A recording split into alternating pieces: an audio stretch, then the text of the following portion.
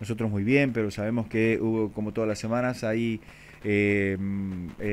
arrancan la semana con la sala de situación en la que se encuentran todos los funcionarios del área y queremos saber cuáles son los temas que abordaron, sobre todo porque no sé si que ustedes ya los tienen como dato más concreto, pero uno tiene la sensación de que hay muchos tucumanos y tucumanas con estados gripales o parecidos, con catarros, con anginas, no sé, ¿esto es así? ¿Se habló de este tema? Sí, se habla de todos los temas que pueden impactar en la salud poblacional, sobre todo los que revisten carácter de interés porque pueden aumentar la frecuencia de casos y generan una sobredemanda en Claro. el sistema de salud. Específicamente en lo que se refiere a las enfermedades respiratorias, ponemos el foco en neumonía, bronquiolitis y enfermedad tipo influenza. En las tres áreas la curva de este año muestra unas curvas aplanadas. En bronquiolitis en particular el pico fue bastante temprano, ya hace 2 meses, y fue 4 semanas antes de lo que fue el pico en el país, que por lo menos en provincia de Buenos Aires generó mucha tensión en el sistema de salud.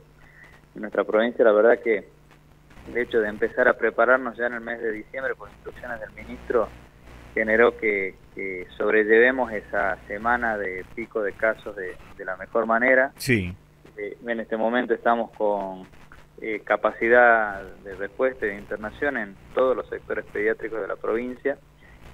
Así que bueno, en lo que refiere a bronquiolitis, transitando un buen momento, pero sí hay que recordar a las mamás de los niños menores de 2 años que no hayan tenido este cuadro, que siguen siendo población susceptible. Entonces tienen que extremar las medidas de cuidado, sobre todo el lavado de manos, el evitar los lugares cerrados, sobre todo en los recién nacidos, tratar de evitar las visitas en estos días de frío y de aumento de enfermedades respiratorias Claro. virales, porque bueno, son estos virus los que generan la bronquiolitis. Con respecto a neumonía, la verdad que el corredor está en área de seguridad después de haber hecho un pico muy chiquito hace un par de semanas. Y en lo que usted hablaba de los cuadros gripales, se está viendo a nivel de Sudamérica y de Argentina, en el total país, un aumento de los cuadros de influenza. Nuestro corredor epidemiológico, que es el de enfermedad tipo influenza, es decir, donde se contabilizan todos los cuadros que tienen sintomatología compatible con gripe, independientemente de que se confirme la presencia del virus influenza, tiene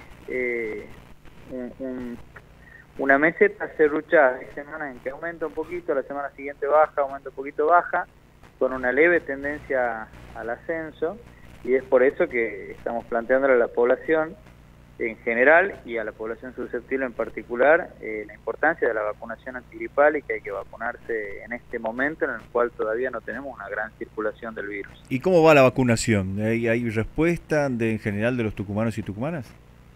Sí, la verdad que este año ha tenido la particularidad de que el Ministerio de Salud de Nación envió la vacuna en el mes de marzo, bastante temprano. Habitualmente es una vacuna que recibimos fines de abril, principios de mayo. El hecho de haber empezado tempranamente la vacunación nos permitió trabajar de manera tranquila sobre los grupos de riesgo, y habiendo alcanzado ciertos objetivos con estos grupos, el ministro dispuso ya hace 2 semanas que esta vacuna esté disponible de manera gratuita para toda la población en general. Es ¿Esto qué decir quiere que, decir? Que por ejemplo, un adulto sano puede ir a un vacunatorio y pedir que lo vacunen de manera preventiva. así es, con la vacuna antigripal sí. Pero de todas maneras me gustaría recalcar cuáles son los grupos de riesgo, Por favor.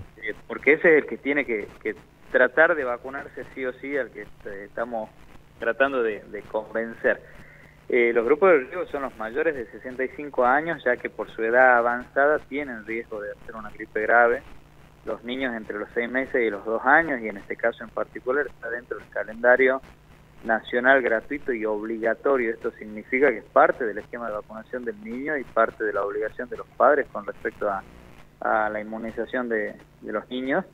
Y las personas de cualquier edad que tengan cuadros respiratorios crónicos, enfermedades cardíacas crónicas, diabetes, pacientes oncológicos, pacientes con inmunodeficiencias. Es decir, que todos estos grupos son grupos de personas que si tienen gripe y no están vacunados, tienen un alto riesgo de hacer una enfermedad grave y de Claro. fallecer. Y en esto hay que hacer hincapié, la gripe no es una enfermedad banal. En las personas que tienen predisposición, que tienen factores de riesgo, puede ser mortal. ¿En qué puede derivar, por ejemplo? ¿En qué puede derivar, por ejemplo, en una persona que tenga ya alguna enfermedad de base, una gripe mal atendida, ¿no? ¿Qué podría generar?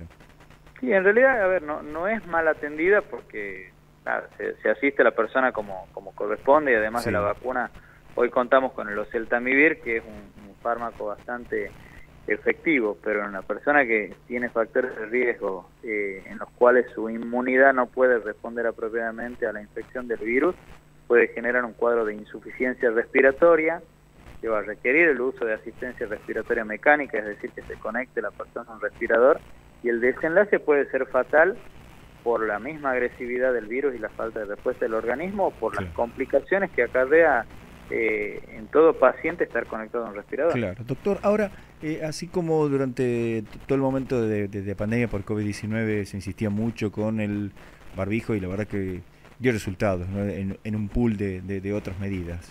¿Es recomendable, por lo menos en los lugares cerrados hoy, volver al barbijo?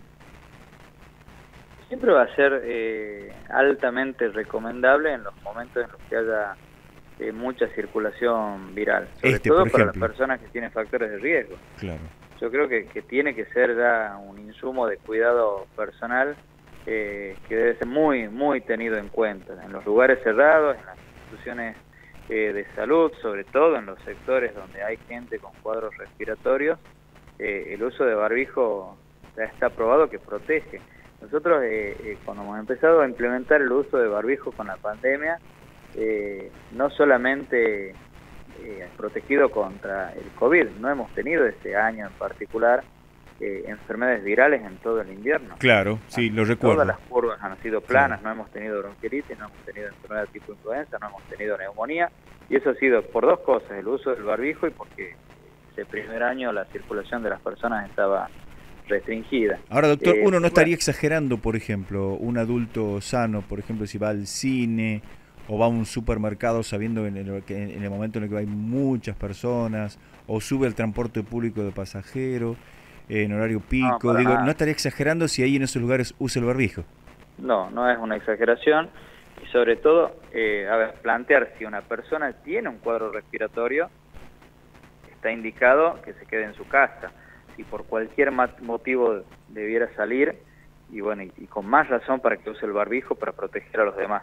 Porque recordemos que la premisa al principio de la pandemia era que usábamos el barbijo para cuidarlo al otro. Claro, exactamente. Y de a poquito por ahí nos vamos olvidando de que el foco estaba puesto en el otro, en el autocuidado, pero en cuidar a los demás. Y es como que hemos generado en ese momento de riesgo para la especie una suerte de conciencia social muy fuerte que lamentablemente se está perdiendo. Y yo creo que es algo que hay que retomar con respecto a todos los aspectos de la salud. El cuidado de la salud de la sociedad es una cuestión solidaria y creo que tenemos que trabajar en ese sentido. Bien, doctor. Doctor, muchísimas gracias por este tiempo tan tempranito, ¿no?, para LB12. Por favor, gracias a ustedes. Hasta pronto, ¿no? Que tenga buen día. Estuvimos dialogando con el doctor Miguel Ferré Contreras, secretario ejecutivo del Sistema Provincial de Salud.